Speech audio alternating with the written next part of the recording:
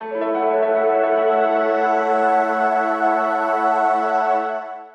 got involved really early. You know, the school book thing where you say what you want to be when you grow up said ceramics man or pottery man. It was pottery man. And the reason it was is because my dad was in the gift business. And he had a couple of ceramic factories that he owned in Los Angeles, or part owners. And my first jobs in high school were there, and then I went to UC Irvine.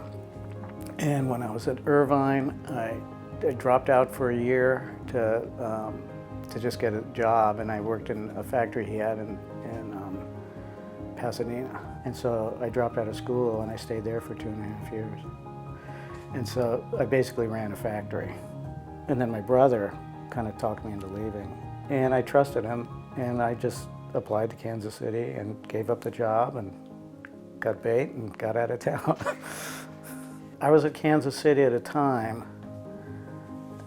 There was a golden period. There was one Thanksgiving week, you know, where they break for this 4 or 5 day period. And the studios were closed, locked up. And 5 of us broke into the studio. There was a roof hatch. And we climbed on the roof. We broke into the roof hatch. We went down this ladder.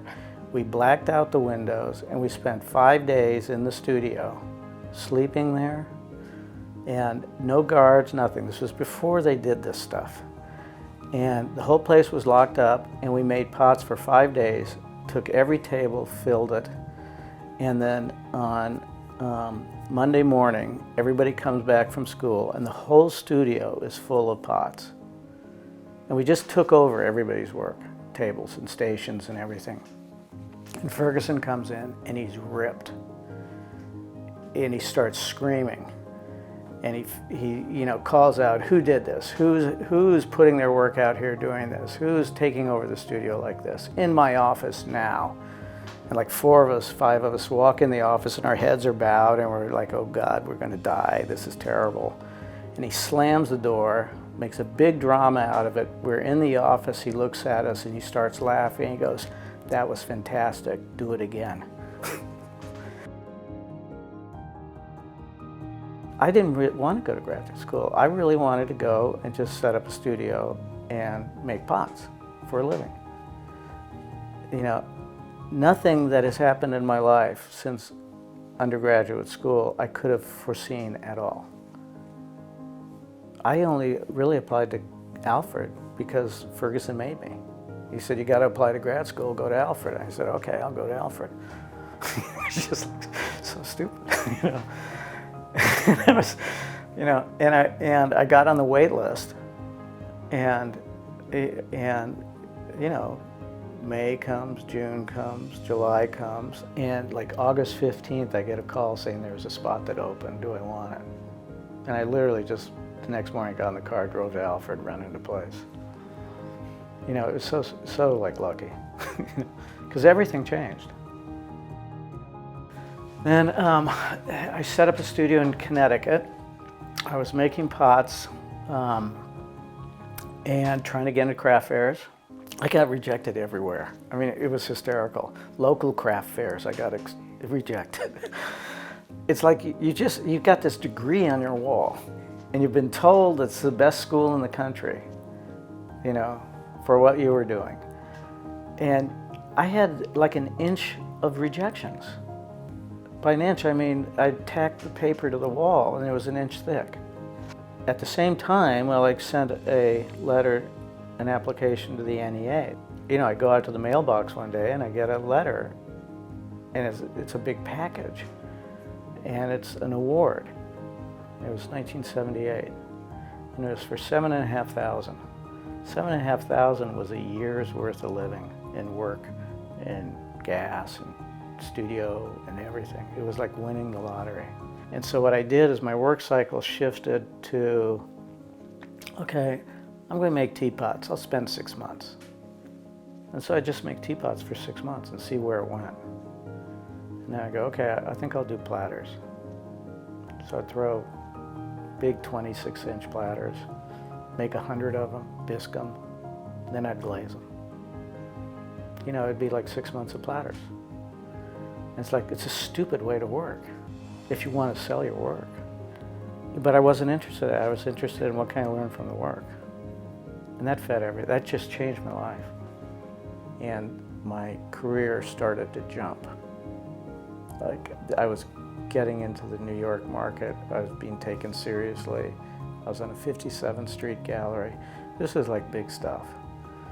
And it was this kind of moment in my career where the idea of making pots for the craft world, for the craft market, if you will, shifted to the art gallery market. And it wasn't like I directed it. It was like they told me.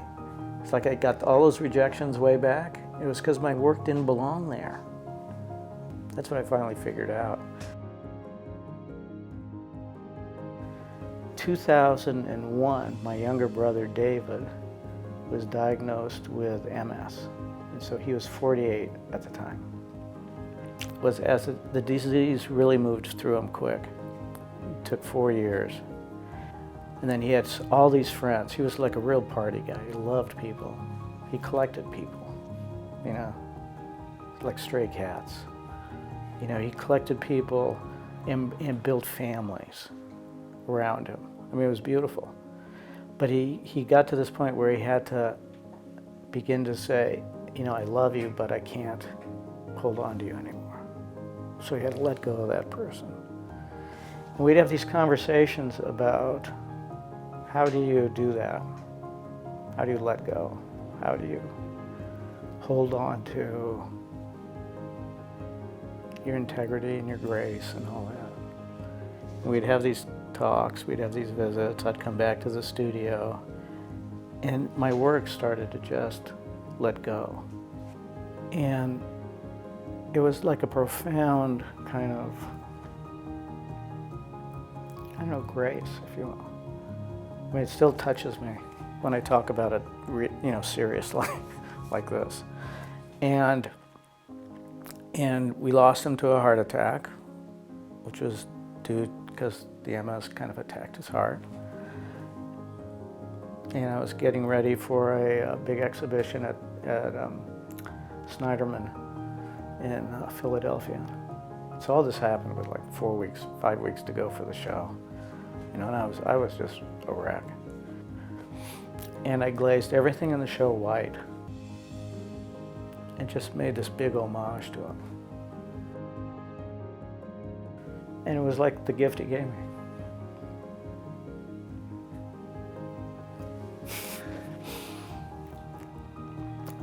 Because a lot of times I'm talking to students, and I want them to understand that life is your source. It isn't a picture in a book. You know, it's like authentic. It's deep. It connects to other people, and everything else is kind of leading up to that. And you spend your life trying to get there, and it's right there all the time. This is the stuff that's real. You know, you get asked questions like, "What's your work about?" You know, you can just give art talk. You can do all this stuff.